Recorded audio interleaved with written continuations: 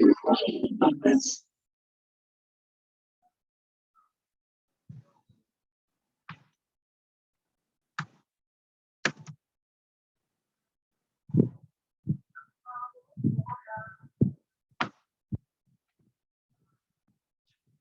everyone. As you know, this is Justine Iradukunda. I am a student at Kepler. I have a registration number of KG 16029. I am studying healthcare management with concentration in global perspectives. In this presentation, we are going to talk about the impacts of family planning methods on the socio-economic development of women, especially at Gasabo district in Kimirongo sector. So let's start our presentation. We're going to talk about the problem statement I had in the research. We're going to also tell you the hypothesis I had and the objectives as well. We also share with you the population, the sample size, how I calculated the sample, and the strategies I used to make the sample. And then we're going to present the key findings or how I got the information from the field. We're going to show the problem that I found or realized at the field, and also we're going to discuss the solution to that problem. And lastly, we're going to also discuss the contribution of different skills I acquired at Kepler and Southern New Hampshire University and discuss them together with the research, how they go hand in hand, and then we'll also conclude and recommend about the presentation. So to start, I'd like to tell you that the greatest wealth is health. This is to mean that when someone is healthy, it means that he or she can be able to get different kinds of wealth. For instance, when we're talking about women, when a woman is healthy, when she has a good health status, it means that she can be able to work so as to develop herself. So the problem statement was that why are some women are not yet using any kind of family planning method? So in the problem statement, we've seen that you have to ask a question or a problem or to design a problem which is going to be answered by what, when, where, and how, or maybe who. So moving to the hypothesis and objectives, the hypothesis that I had is that I thought that women at Kimirongo sector are not yet using any kind of family planning method because they don't know its importance on their socio-economic development. So that's what I think. I mean, that's what I thought before going to the field. And the objectives, the general one was to identify how important different family planning methods can be in the socio-economic development of women, especially at Kimirongo, of course. And the specific objectives I had were to examine different family planning methods available in Rwanda, especially in Kimirongo sector. And the second specific objective was to assess barriers or things which hinder women from using family planning methods at Kimirongo. And then the last but not least objective I had was to evaluate different kinds of job opportunities women can do or are capable of doing at Kimirongo. So to continue, let's see the population and the sample size as well as the sampling strategy. I had the population of 60 women from Gasabo district. Those women were, some of them were the people who used to go to healthcare center at Remeda, and others were the women who work in a small market of fruits and vegetables. And the sample size, we had to use this formula as you see, n, which is equal to n over 1 plus n times e double 2. So the bigger n was the total population, the sample size was the smaller n, and e was the margin of error. And then, so let's see how we calculated the confidence level. The confidence level was 95, and then 5% of margin error. So as you follow the formula, you can see that the sample size equal to 53 women. So that's the number of women I had to ask, or I had to find information from. So the sampling strategy, I used deliberate sampling and systematic sampling. I used deliberate sampling to choose specific kinds of participants. This is to mean that it was not random. So I have to purposely select participants, whereas in the systematic sampling, this is where I had to, for instance, count 1, 2, 3, and then at 4, I pick 4, and then 5, 6, and then pick 7, and then things like that. So let's talk about the presentation. I mean, the key findings, what we found on the field.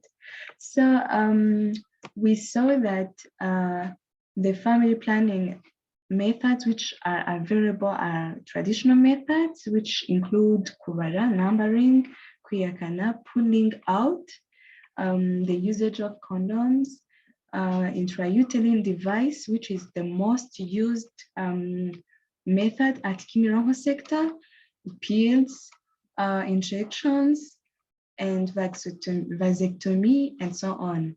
As you see on the table, you can see that the usage of intrauterine device is the most useful method. So to continue with the findings, we've realized that most of women prefer using intrauterine device because they said that it is the least harmful method. Moving to the other slide, you can see that there are some barriers which restrict women from using family planning methods. So some of those barriers include personal preference, like the choice of someone, religious beliefs, as well as cultural beliefs, and then side effects of family planning methods. But looking at this graph, you can see that most of women are being hindered from using family planning methods because of their side effects, mostly, and because of their cultural and religious beliefs. So let's see how the intrauterine device looks. So looking at this image, it is a T-shaped plastic copper device, which is used to put into your womb or uterus by a doctor or a nurse so that it will prevent you from getting pregnant. So to continue, we've seen that there are different factors which lead to the successfulness of women at Kimirongo, and the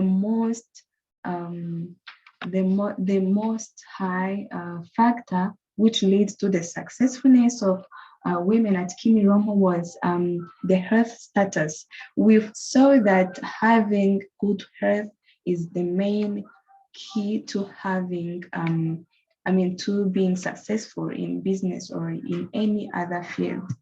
So going to the problem identified, we've realized that there is poor information about family planning in general.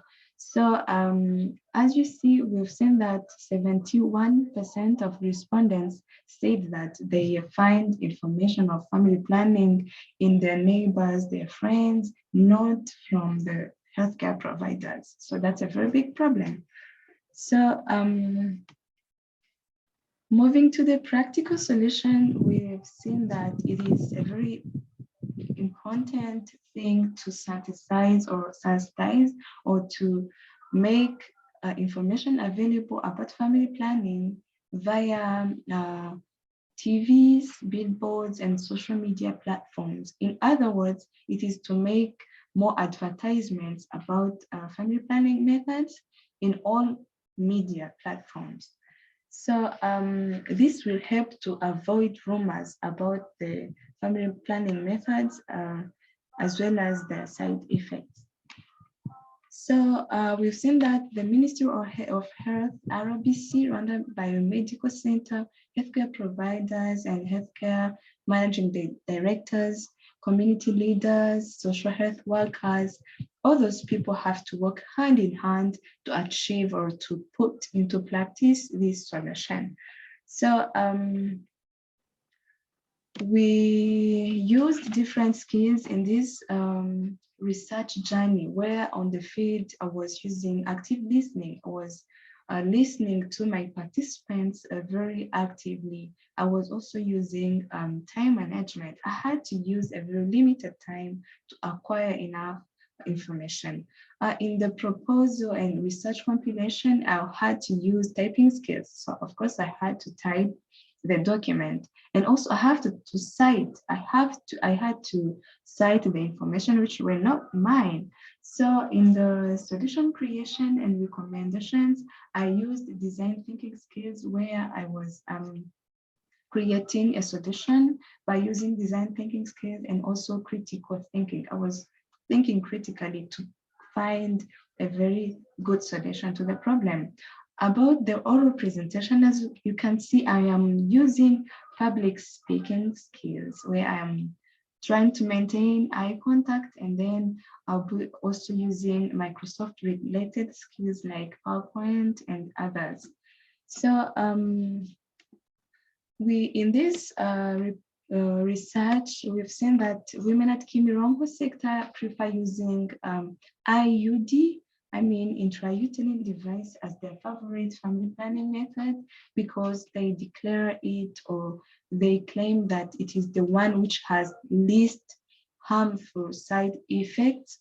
And we've seen that most of them are still struggling to find their respective family planning method because they don't have enough information, or they have more rumors about the side effects, which caused us to find the solution of sensitizing and making available accurate information about family planning methods in all platforms, in all media platforms, so that people can get accurate information about the methods. So we also saw that the government of Rwanda, together with other people like RBC, Ministry of Health, and all those people, they have to work hand in hand. Everyone have to play his or her role so that this solution can be achieved. So looking at these links, you can get the images I used and different information that I used in this presentation. So I really appreciate your time. Thank you for taking much of your time listening and paying much attention on this presentation. If you have any question, please reach out to me. Thank you so much. This is the end.